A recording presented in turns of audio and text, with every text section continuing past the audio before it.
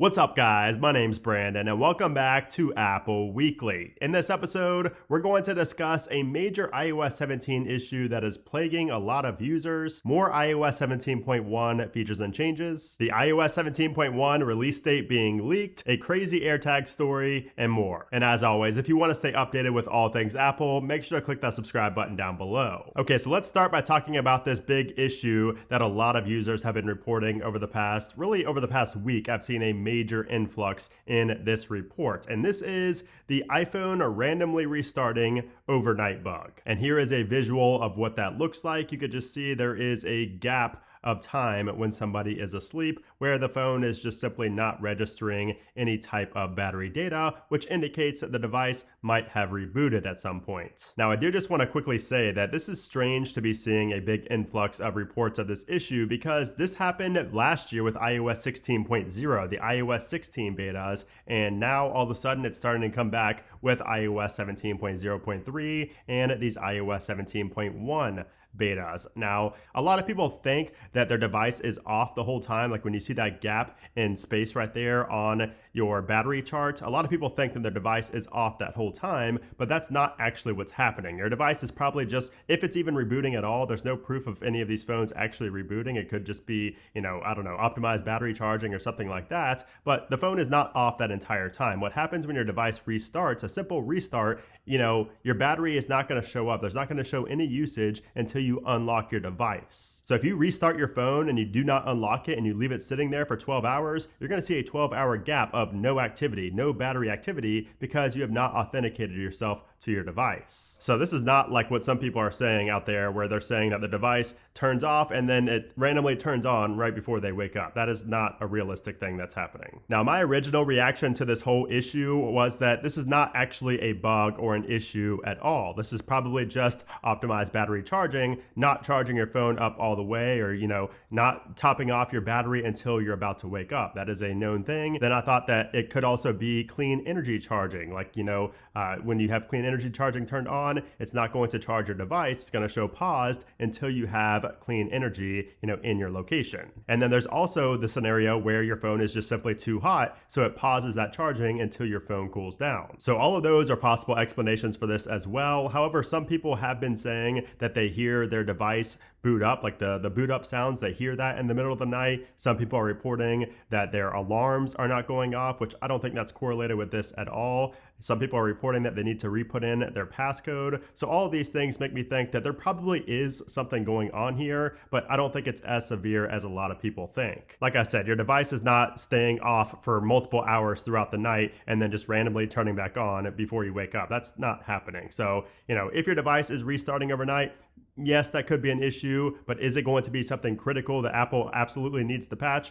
No, I don't think so. Like, I think that if they are going to address this, which I think they should, since there has been a lot of press on this issue, then we should see a statement from them. And if there's going to be a fix, it's probably going to come in like 17.1. I don't think Apple's going to rush out to push out a 17.0.4 just to patch this issue. All right, so now let's talk about iOS 17.1 Beta 3 and some of the additional new features and changes, along with the leaked release date for iOS 17.1, the final release. So the first thing I want to talk about is actually inside of the App Store. So if you go into here, there's now a quick and easy way to search for something, and that is just to simply double tap on the search icon. If you double tap, you are able to now search instantly. So this is very similar to what we saw in the Music app. So in Music, of course, if you double tap on search, it instantly takes you there. And that was something that was originally in just Music, but now it's made its way to the App Store. Now, I did not take a screenshot of this, and I'm kicking myself for it, but I've noticed that live activities are no longer stuck in dark mode on 17.1. And I'm not sure when this really occurred. I just know it's a change in 17.1 as a whole, because on iOS 17 and also iOS 16,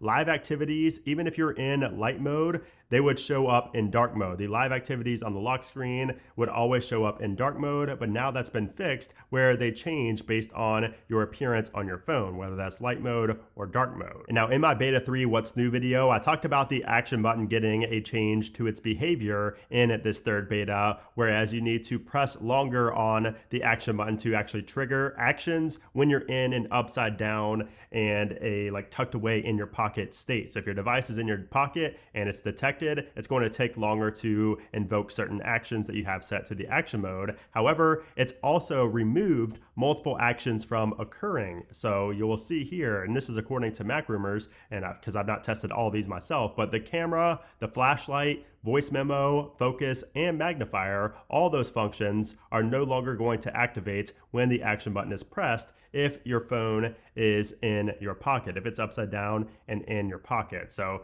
that is great. That's going to prevent a lot of false triggers that I personally have faced on my 15 Pros. If we head into the watch application here in beta 3, they've updated the Apple Watch models that show on the pairing page right here. So if you've not paired an Apple Watch with your iPhone, you will see the pink Apple Watch Series 9 along with the Apple Watch Ultra 2. The battery icon has also been fixed in beta 3. So in beta 2, and hardly anybody probably noticed this, but in beta 2, there were some really weird cut edges that just did not look very good. So beta 3 has reverted that back to looking normal. Now, I talked about this in my What's New video, but Discover debit cards now show balances and transactions in the wallet application. And you can see there's a couple of different screens here. You can actually see these if you go into your settings and then down to the wallet and Apple Pay section. And in here, you will see a new option if you have a Discover card. Now, we did also receive a new AirPods Pro 2 firmware update this week along with the 17.1 betas. And this is actually a public release. This is not a beta, and this is version 6A303. And while the release notes don't really tell you anything new with this update, I did notice that the adaptive audio right here does seem to be better here in this new version. So I've had issues with adaptive audio pretty much ever since it was first announced, and especially, the conversation awareness and personalized volume,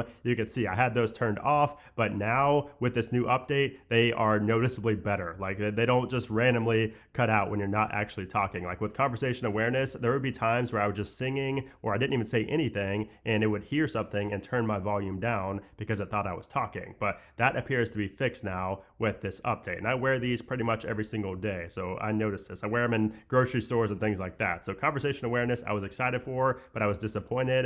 But now it seems like I can actually use it. So if you've not updated your AirPods Pro 2 yet, go ahead and update those. Now, as far as the performance goes, performance on 17.1 beta 3 feels pretty much the exact same as 17.1 beta 1 and 2, and also 17.0.3. I've not really been able to tell any type of difference when it comes to performance. Now, the Geekbench test does actually show lower results compared to beta 2, so a 2916 and a 7295 you can see compared to previous versions right here. So the Geekbench score says that performance is worse, but like I said, I'm not really noticing any type of difference, and it seems like you guys are in the same boat. But if you're feeling any different, let me know in a comment down below. Now, when it comes to battery life, I can safely say that battery life is not as good as 17.0.3, but it is better here in beta 3 than it was in beta 2. Beta 2, I just had really bad issues with battery life, especially on my 15 Pro, not my Pro Max, my regular 15 Pro, but now it seems like it has gotten better here with this third beta. Okay, so now let's talk about what to expect next from Apple. So next week is going to be the week of October 16th, and originally I said that we could see a beta 4 next week or an RC. Well, now I'm thinking it has to be the RC. So next week, and I'll tell you why in a minute, but the RC is what I would expect to see next week, most likely right there on Tuesday the 17th. Apple has stuck to those Tuesday releases. And then as far as the final release for iOS 17.1, that is coming next week. So this is coming on the 24th at the latest. And this is basically confirmed because the French regulatory group ANFR, they said that 17.1 will be released by the 24th at the latest. Here's the exact quote. They said, following the withdrawal of the sale of the iPhone 12 for exceeding the member-specific absorption rate, the SAR, Apple has committed to deploying an update in France. This hotfix will be available to all users no later than October 24th. And keep in mind, they said no later than the 24th. So Apple usually releases these public updates, like the public releases, on Mondays. So I would expect to see 17.1 on Monday, October 23rd. There is a possibility of it coming on the 24th, just since they mentioned that, but Apple usually sticks to those Monday releases. So I'm guessing we're going to see that on Monday. And that, of course, is going to be a big update as well, not only for those users in France who had the radiation issues on the iPhone 12 when it was away from the body, but also for Apple Watch users, because you finally get the double tap feature. The Apple Watch Series 9 and Ultra 2 models will get that new double tap feature, which I just activated. All right, so now let's move on into the latest Apple news. And there's really not much to talk about this week. I mean, there was really nothing at all that was published this past week in terms of news. I mean, we saw Apple Vision Pro stuff and a lot of just random information, a lot of random stories, but nothing really of substance. Now, I do want to touch on the upcoming Macs and iPads that we could be seeing still at some point this month, because we did actually see a new rumor this week that said that the new iMac is coming soon, but not with an M3 chip like we thought. It could actually be coming with an M2 Pro chip. So the M2 and the M2 Pro chip could be in the iMac, which this would be really strange to see an M2 device right when we're about to see the M3 Max, but the iMac is always kind of the laggard. It always lags behind. So it wouldn't be super surprising that it's that model, but I don't know. This is kind of a sketchy rumor and we'll have to wait and see. We've really not heard anything new in terms of if we're going to see a new iPad or iPads and also new Macs. And my guess for the reason we're not seeing any leaks about these is because there's probably nothing to leak. I mean, these are probably just going to be spec bumps. They're probably not going to be anything major like the iPad mini, the iPad Air, the base model iPad. All of those are not going to be seeing any type of redesign or anything like that. So there's really nothing to leak. It's just going to be a processor bump. But you guys know I cannot do an Apple Weekly without mentioning some crazy AirTag stories. And I have a few quick short ones to share with you here. And the first one, last year we covered a story where 2 women from California were suing Apple since people were using AirTags to track them. Well, now almost 40 victims have allegedly been terrorized by stalkers, as well as, they've joined forces basically with these 2 women in this class action lawsuit in California. Now, they're alleging negligence on Apple's part and saying that AirTags have become one of the most dangerous and frightening technologies employed by stalkers because they can easily, cheaply, and covertly be used to determine real-time location information to track victims. Well, yeah, that's what trackers do. Trackers have existed for decades before Apple. So that's the reason I see this lawsuit as going absolutely nowhere. I mean, I would imagine that Apple's just going to dismiss this very soon because this doesn't seem like a real case here. I mean, these trackers have existed for a long time before AirTags. But there was another story this week that I had to chuckle at because a high-profile LAPD police chief was terminated after it was found out that he used an AirTag to track the location of a fellow LAPD officer, which just so happened to be a woman he was romantically interested in. Of course,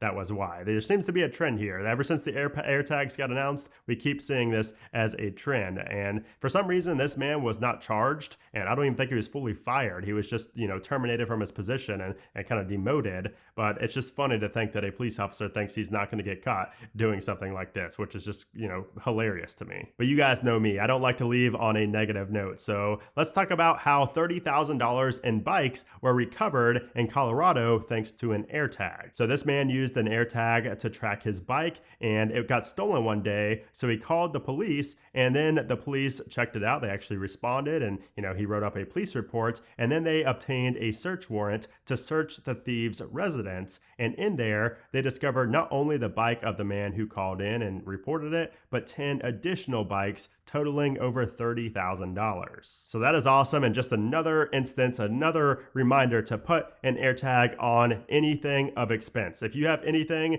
that is worth anything, put an AirTag on there, hide it, put it in broad daylight, whatever you need to do, just put an AirTag on there because it can save you. So anyways, guys, there you have it. That is the latest in the world of Apple. Really not a ton going on this week, kind of just a lot of software-based stories and, software-based changes, but that's kind of how it goes sometimes. Not every week is going to be jam-packed with information, especially after all the iPhone 15 stuff just passed. So anyway, nonetheless, I hope you guys did enjoy this video. If you did, I would appreciate if you give it a thumbs up. Also, make sure to subscribe for more videos like this, along with more iOS 17 coverage. But anyways, guys, thanks again for watching, and I'll see you soon.